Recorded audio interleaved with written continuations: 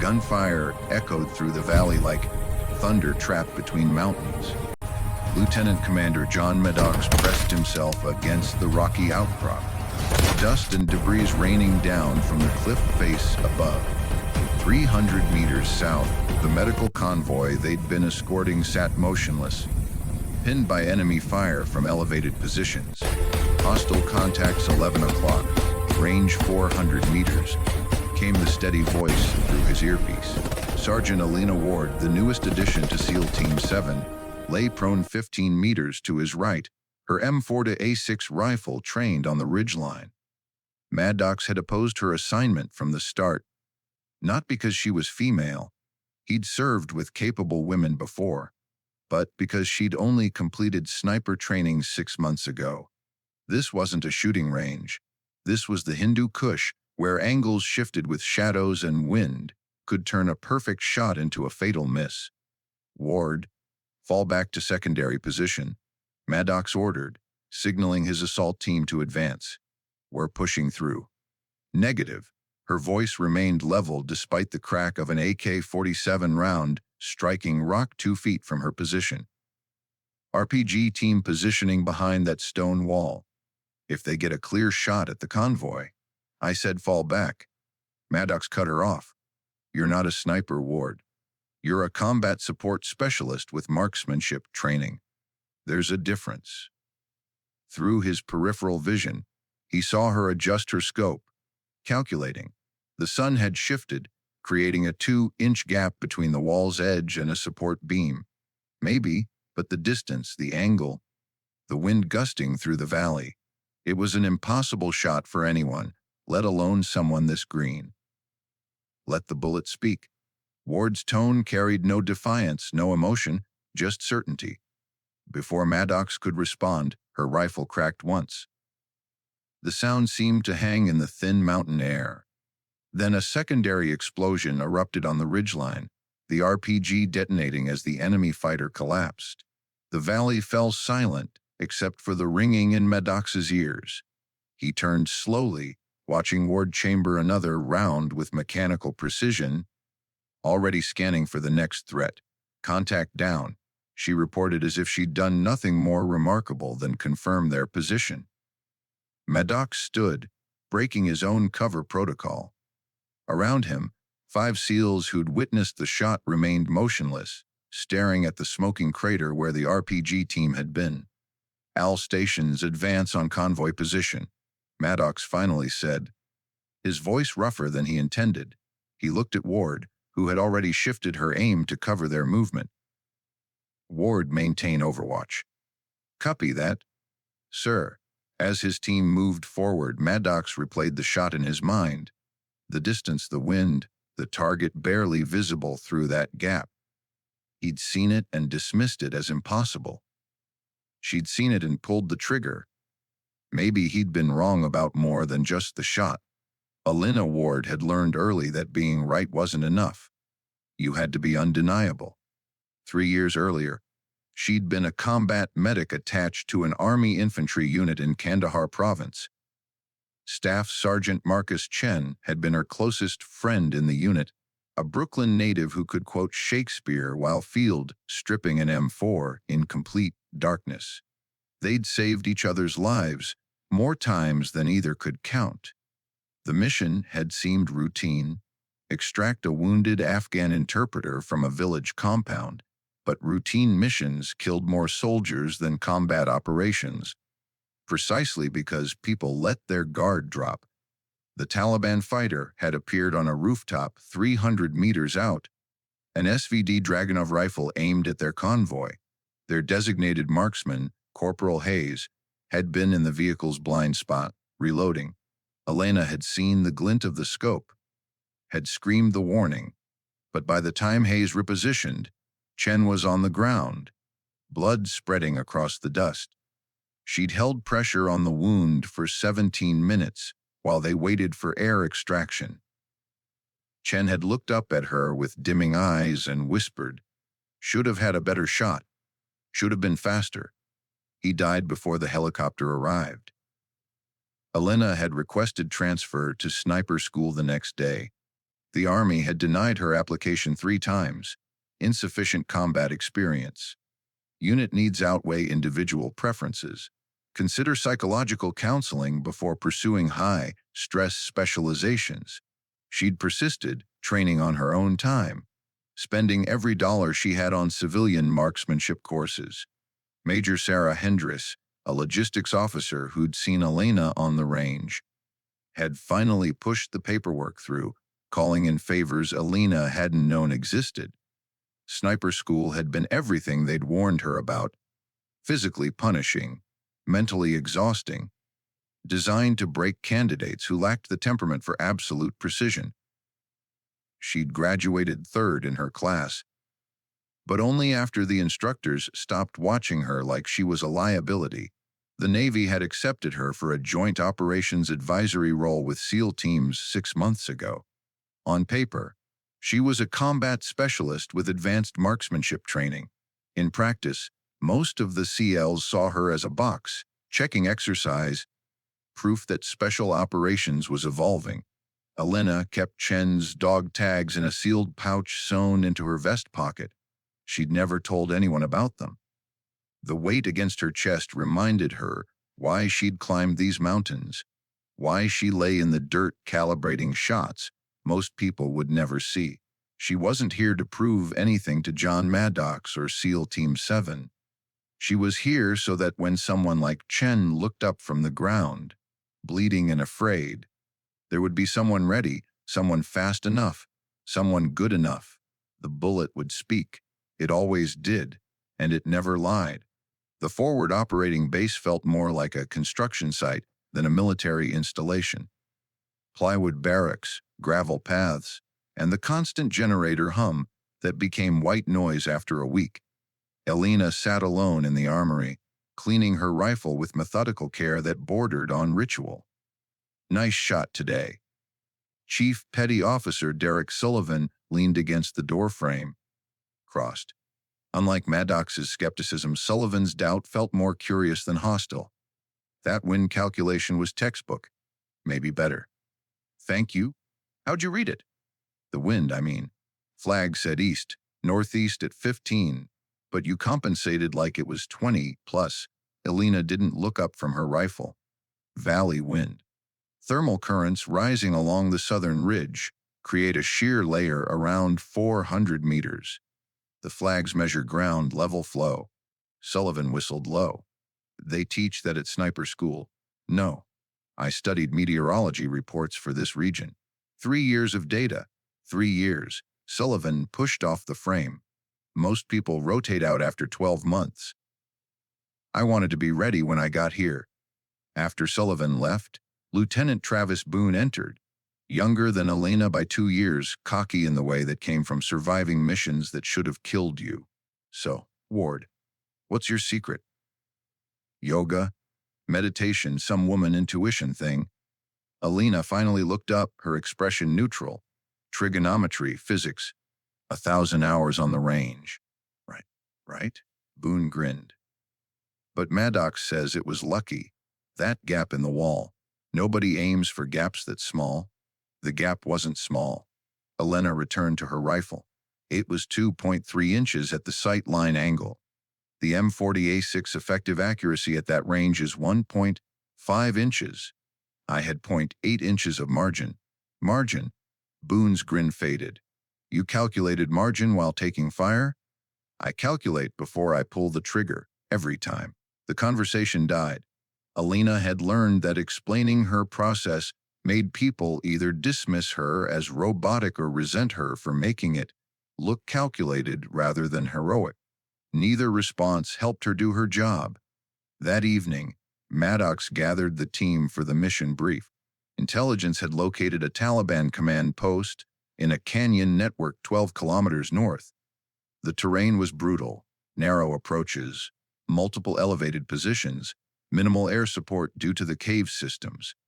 Ward, Maddox's voice carried across the room. You'll maintain position with the forward observation team. Defensive role only. Boone takes primary marksmanship. Elena met his gaze steadily. Understood? Sir. But she saw it in his eyes, the same thing she'd seen in every instructor, every commanding officer. They'd give her the chance to prove herself, then immediately return to what felt safer, doubt packaged as caution. The bullet would have to speak again. Apparently, once wasn't enough. They inserted it 200 hours, fast roping from a Black Hawk into a box canyon that felt more like a stone coffin. No moon. Cloud cover turning the night into solid black. Alina's night vision goggles rendered the world in grainy green, shapes bleeding into shadows. The team moved in practiced silence, hand signals, measured steps, weapons tracking potential threats. Elena positioned herself in the formation's rear, which made tactical sense for their mission, but felt like being benched. Boone had the forward scout position, his rifle equipped with both thermal and night optics. 40 minutes in, Alina noticed something wrong with the terrain.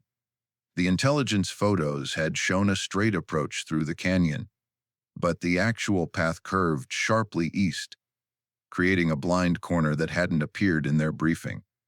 She keyed her radio. "Commander, hold. The terrain doesn't match reconnaissance." Maddox's voice came back clipped. "Satellite confirmed this approach 3 hours ago, Ward. Keep moving." "Sir, request permission to scout forward. Something's negative. Maintain formation." Alina bit back her response. Satellite imagery could be hours old, and Taliban fighters were expert at reading the land, understanding that curved approaches created ambush opportunities. She'd spent 6 months studying action reports from this region. Every high casualty engagement had started with teams following outdated intelligence into terrain that had been prepared as a kill zone. Her thermal scope picked up anomalies, temperature variations in the rock face that suggested recently disturbed Earth fighting positions. She was sure of it. "Commander," she tried again, keeping her voice level. "Thermal signatures at 10 and 2 o'clock. Could be natural, but could be natural." Maddox cut in. "We're not stopping for maybe. We're on a timeline." Boone moved around the corner first. 3 seconds later, the canyon erupted. Muzzle flashes lit up the darkness like strobe lights. The distinctive boom of RPG launchers echoed off the walls. Someone was shouting coordinates. Sullivan returned fire, his rifle on full auto, brass casings raining onto stone. Ambush left. Multiple contacts. Alina went prone instantly, finding cover behind a boulder. Through her scope, she counted at least 8 enemy positions in elevated caves, exactly where she'd predicted based on the temperature variations. The Taliban had prepared this kill zone perfectly, knowing any rescue or assault team would follow the same approach the satellite photos would suggest. Petty Officer James Rodriguez went down, a round catching his shoulder. He rolled behind cover, clutching the wound, blood black in the green-tinted darkness. "We need suppressing fire on those caves," Maddox shouted, his tactical composure cracking. "Boone, take them out." Boone fired twice, both shots striking rock. The angle was wrong. He was shooting upward from a low position, his bullets hitting the cave lips instead of the targets inside. Elena watched Rodriguez bleeding, heard Chen's voice from 3 years ago. Should have had a better shot. She keyed her radio. "Commander, I need authorization to engage." "Negative, Ward. Maintain defensive position." Maddox's voice was tight, focused on coordinating his pinned team. Elena didn't respond immediately. She'd been trained to follow orders, had built her career on discipline and precision, but she'd also been trained to recognize when following orders meant watching people die. Another RPG streaked across the canyon, missing Sullivan by inches and exploding against the cliff face. Shrapnel peppered the rocks around them. The Taliban fighters had elevation, cover, and superior positioning. In another 30 seconds, they'd adjust their aim and someone would die. "Sir, I have the angle they need," Alina said, her voice cutting through the chaos. "I can see into those caves from here. Boone's position is too low." Ward, I gave you an order. With respect, Commander, your order is going to get Rodriguez killed. She'd never interrupted a superior officer before, never even considered it. But she'd also never watched Chen die again. 3 shots, 10 seconds. Let me take them? The pause felt like it lasted forever, though her training told her it was less than 2 seconds. Around them, rifle fire continued. The SEALs burning through ammunition, trying to suppress targets they couldn't properly hit. Ward. Maddox's tone had changed, though she couldn't identify how. You have the shot. All 3, left to right. I need Boone to stop firing so they think the pressure's off. Another pause. Then, Al Station, cease fire on my mark. 3, 2, 1, cease fire. Ward. They're yours. The canyon fell into relative quiet, just the ringing of abused eardrums and the distant shouts of Taliban fighters thinking they'd won. Alina controlled her breathing, letting her heart rate drop to 50, 5 beats per minute. The thermal signatures in the caves sharpened. Target. Taliban fighter repositioning his RPG launcher, confident enough to expose his upper body.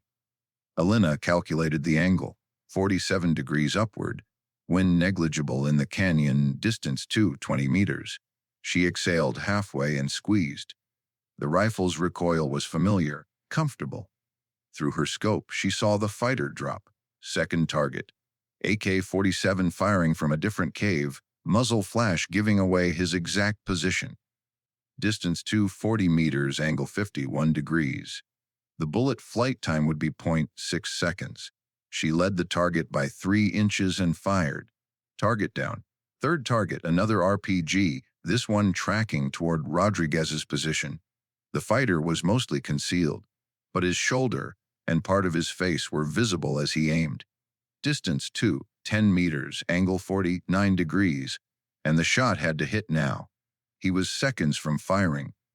Elena didn't think, didn't calculate, just trusted 3 years of training, 1,000 hours on the range, and the certainty that came from absolute preparation. She squeezed. The explosion came before her bullet arrived, but it wasn't the RPG firing. It was detonating in the cave as her round struck the launcher's warhead. The blast lit up the canyon like daylight for half a second, then plunged everything back into darkness. Rock fragments rained down, followed by a silence so complete that Alina could hear her own pulse. Clear, her voice sounded distant in her ringing ears. All 3 targets down, confirmed. Sullivan replied, his thermal scanner sweeping the caves. No movement, no heat signatures. The team moved quickly after that, securing Rodriguez's injury, through and through, no arterial damage, painful but survivable, and clearing the canyon. They found 6 more Taliban fighters in the network beyond, but without leadership or heavy weapons. They'd scattered. By 500 hours, they'd secured the position and called for extraction. The team set up a defensive perimeter in an alcove that offered protection from 3 sides.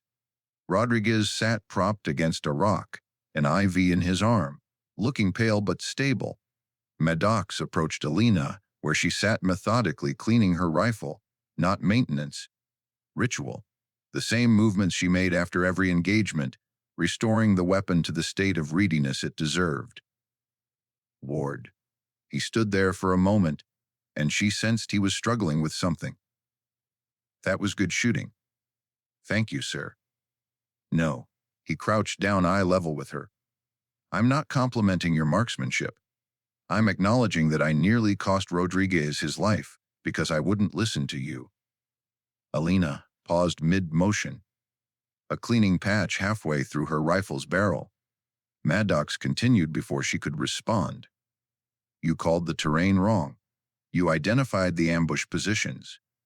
You had the solution before I even understood the problem. He looked at her rifle, then back to her face. Who trained you to read terrain like that? No one trained me, sir. I studied. She resumed cleaning. After my friend died in Kandahar, I requested every after-action report from Afghanistan operations in the last 5 years. Cross-reference them with terrain analysis, weather patterns, typical Taliban tactics. Notice that 83% of successful ambushes happened in areas where satellite intelligence was more than 6 hours old and where terrain created vision-blocking geometry. You studied statistics. I studied failure points. Places where good soldiers died because someone missed something. She set down the cleaning rod. Marcus Chen died because our designated marksman was in the wrong position when the threat appeared. I promised myself I'd never be in the wrong position. Maddox was quiet for a long moment. When he spoke again, his voice carried a different weight. I've been a SEAL for 14 years, worked with some of the finest marksmen in the military, and I just watched you make 3 shots in 10 seconds that most of them would have called impossible. They weren't impossible, sir. They were calculated. That's what I'm starting to understand. He stood, then reached into his vest and pulled out a small notebook, the kind field commanders used for operational notes. He wrote something and handed it to her. Elena Ward, combat effectiveness supersedes assumptions. Keep that, Maddox said, because I'm trusting the next one too. 3 days later, intelligence identified the actual target, a Taliban command center buried deep in a valley system 30 kilometers northeast, not a way station or a supply cache, but the operational hub for the entire province. The leader, a man known only as Ghazi, had eluded coalition forces for 6 years, orchestrating attacks across 3 countries from positions that seemed to change like smoke. The briefing room fell silent as satellite photos appeared on the screen. The compound sat at the bottom of a valley so steep it looked like a knife cut in the earth. Multiple cave systems, natural fortifications, 300 Taliban fighters according to signals intelligence. Airstrikes are off the table, Major General Patricia Keene stated, her presence at the FOB indicating just how critical this mission was. The caves go too deep, and we have reliable intel that there are civilian hostages, NGO workers captured 2 months ago. We need ground confirmation before any ordnance goes near that valley. Ground approach is suicide, Boone said, studying the imagery. Single entry point. Natural choke points every 100 meters. They'll see us coming from 3 kilometers out. Not if they're looking the wrong direction. Maddox replied. He traced a line on the map that made Alina's stomach tighten. We approach from the north ridge. Extreme difficulty, but it puts us above them. 5-man team, fast, ropes in at dawn, confirms hostage location and directs precision strikes. What about Overwatch? Sullivan asked. Maddox's eyes found Elena. We'll need someone who can shoot from extreme distance in complex terrain. Someone who can hit targets the rest of us can't even see. The weight of every gaze in the room pressed down on Elena. This wasn't a test anymore. This was the mission that would either validate everything she'd worked for or prove that Maddox's growing faith in her was misplaced. The optimal position is this ridge. Elena stood and pointed to a formation on the satellite photo. Elevation advantage of 300 meters, direct sight line to the valley floor. Range approximately 850 meters to the main compound. Can you make that shot? General Keene asked directly. Elena studied the imagery, calculating factors she'd need to account for. The M40A6 effective range is 900 meters in optimal conditions. This terrain isn't optimal. Valley winds, thermal interference from the rocks, air density at that elevation. But yes, Mom, I can make it. She can make it. Maddox confirmed, and the certainty in his voice surprised even him. Then here's the reality, General Keene said, her tone grave. If those hostages die because we missed something, or because someone wasn't fast enough or good enough, it's an international incident. 3 countries are watching this, and if Ghazi escapes again, he'll vanish for another 6 years while planning attacks that will kill hundreds. She looked at Elena. Are you that good? Sergeant Warlina thought of Chen's dog tags against her chest. I'm ready, Mum. They inserted at 400 hours under moonless skies, the Black Hawk dropping them on a ridge so narrow the pilot needed perfect precision just to hover. Elena Fast, roped down with 80 pounds of gear, rifle, ammunition, emergency supplies, and the ghillie suit she'd spent 3 hours adapting to match the local terrain. The climb to her position took 90 minutes. Each step was calculated, tested. The rocks here were sedimentary, prone to fracturing under weight. One loose stone, one slide of gravel, and every Taliban fighter in the valley would know someone was there. By 0600, she'd reached the outcrop, a flat shelf of stone barely large enough for her to lay prone, with a 300-meter drop to the valley floor. She set up her shooting position with practiced efficiency. Rifle on its bipod, rangefinder beside her right hand, wind meter clipped to her vest, elevation data already memorized. Through her scope, the valley gradually materialized as dawn approached. The compound was exactly where intelligence had indicated, a series of stone buildings built into the cliff face, connected by paths that looked ancient. Guards patrolled in predictable patterns, normal operations, nothing suggesting they expected trouble. 2 in position. She whispered into her radio, using the call sign assigned for this operation. I have eyes on primary target. Copy. Falcon 2. Maddox's voice came through, calm despite the fact that he and 4 other SEALs were currently scaling the valley's north wall, depending entirely on Alina to keep them alive if anything went wrong. How's your visibility? Clear enough. I count 12 visible hostiles, 3 heavy weapons positions. No sign of hostages or primary target yet. Stanby. We're 20 minutes from position. Elena settled into the wait. This was the part that separated professional snipers from good shooters, the ability to lie absolutely still, controlling every physiological function for hours if necessary. Her heartbeat slowed to 48 beats per minute. Her breathing became shallow, measured. She was a rock, a part of the landscape, invisible and patient. At 0625, movement at the compound's main entrance. 6 men emerged, and one of them walked differently. Straight back, commanding. Even at this distance, Alina could read the body language of leadership. Possible positive ID on Ghazi, she radioed. Main entrance surrounded by guards. Can't confirm facial features at this range. Hold position, Maddox replied. We need confirmation before. The gunfire erupted from the north ridge. Not the calculated beginning of an assault, but panicked automatic weapons fire. Something had gone wrong. Contact. Contact. Sullivan's voice burst through the radio. We're compromised. Multiple hostiles closing on our position. Alina's scope swung to the ridge where her team was supposed to be setting up their approach. She saw muzzle flashes, saw figures moving, saw one CL. She thought it was Boone, dragging another behind cover. Then she saw the RPG team positioning themselves with a clear shot at her brothers. I have the shot, Elena said. Distance 1240, 7 meters. Wind southwest at 18 knots, gusting to 22. Target elevation minus 300 meters.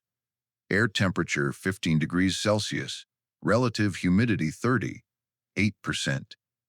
The numbers assembled themselves in Alina's mind like an equation that demanded solving. The M40A6 maximum effective range was 900 meters under ideal conditions. This was 347 meters beyond that, at an extreme downward angle, with wind conditions that would push her bullet sideways by nearly 8 inches. Falcon 2. Do you have a shot? Maddox's voice was strained. He was running, returning fire, trying to protect his team. Negative, sir. Target is beyond effective range. Then we need air support, which won't arrive for 12 minutes. Elena interrupted, watching the RPG team settle into position. They were confident, methodical. They knew they had time. I can attempt the shot. Attempt. Ward, if you miss, if I don't shoot, they die. Elena's voice carried absolute certainty. I need everyone to stop firing for 3 seconds. Let the enemy think they've suppressed you. She heard Maddox breathing hard on the other end. You're that sure? I'm that necessary, sir. All stations, cease fire on my mark. Maddox's command voice cut through the chaos. 3, 2, 1, cease fire. The valley went quiet except for the wind and the triumphant shouts of Taliban fighters. The RPG team stood up slightly, confident, fatal confidence. Elena had already done most of the calculation. Now she refined it, accounting for every variable she could measure and estimating what she couldn't. The bullet would drop 47 inches over this distance. The wind would push it 8.4 inches left. The downward angle added complexity to both factors, gravity and air resistance behaving differently than horizontal shots. She adjusted her scope, 12 minutes of angle up, 4 minutes right to compensate for wind drift. She'd be aiming at empty air, 3 feet above and 2 feet to the right of her actual target, trusting physics and 3 years of preparation to bend the bullet's path exactly where she needed it. Her breathing stopped. Her heartbeat slowed until she could feel the gaps between pulses. The world narrowed to the reticle, the wind meters reading, and the certainty that if this bullet missed, good men would die. Chen's voice echoed. Should have been faster. This was faster. Elena squeezed the trigger. The rifle's recoil rolled through her shoulder. The shot felt good. Perfect follow-through, no flinch. Exactly the pressure and timing she'd trained for 10,000 times.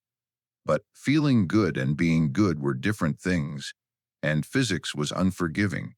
The bullet flew for 2.6 seconds, an eternity in combat time. Elena watched through her scope as it arced down through the valley like a falling star, dropping, drifting, following the mathematics she'd trusted with her team's lives. The RPG launcher exploded. The secondary explosion was spectacular, the RPG's warhead detonating, the blast wave knocking the other Taliban fighters off their feet. The entire position disappeared in smoke and fire. Sullivan's voice was awestruck. Did she just? All stations advance. Maddox's command broke the spell. Go, go, go! The assault became a rout after that. With their heavy weapons gone and leadership exposed, the Taliban fighters broke, retreating deeper into the cave systems. The SEAL team pushed through, clearing positions, securing the compound. By 0800, they'd found the hostages, 3 NGO workers, dehydrated and terrified but alive, and captured Gadzi himself, trying to escape through a tunnel. When the extraction helicopter arrived 2 hours later, Elena was still on her ridge, providing overwatch, scanning for any remaining threats. She'd maintained position through the entire assault, taking 4 more shots at critical moments, each one preventing a counterattack that could have turned the victory costly. Falcon 2, you're clear to extract, Maddox radioed. And Ward, you need to get down here?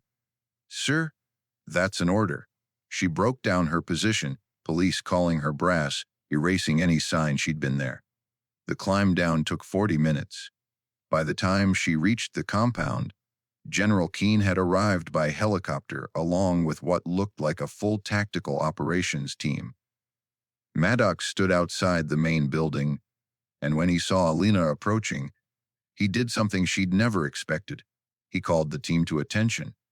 Sergeant Ward, he said formally, General Keane wanted to be here for this. The general stepped forward, holding a small case. Sergeant, I've been reviewing combat footage from the drone overhead. What I saw, she paused, seeming to choose her words carefully. In 30 years of service, I've never witnessed marksmanship of that caliber under combat conditions. That final shot, the one at 1247 meters, our ballistics team ran the numbers. They said it was theoretically possible, but practically impossible. The margin of error was less than 2 inches. Yes, ma'am, Elena said simply. I'm recommending you for the Bronze Star with Valor device, Keene continued. But more importantly, I'm authorizing your full integration into SEAL Team 7 as their designated marksman. No more advisory role. You're one of them now. Alina looked at Maddox, who was smiling, actually smiling. Welcome to the team, Ward. Officially.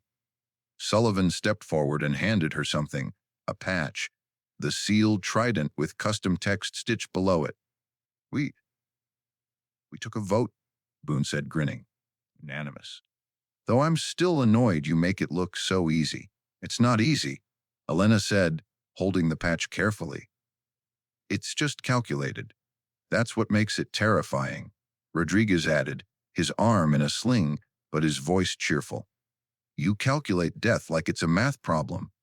It is a math problem. Elena looked at each of them. Every variable matters. Every shot is a story problem.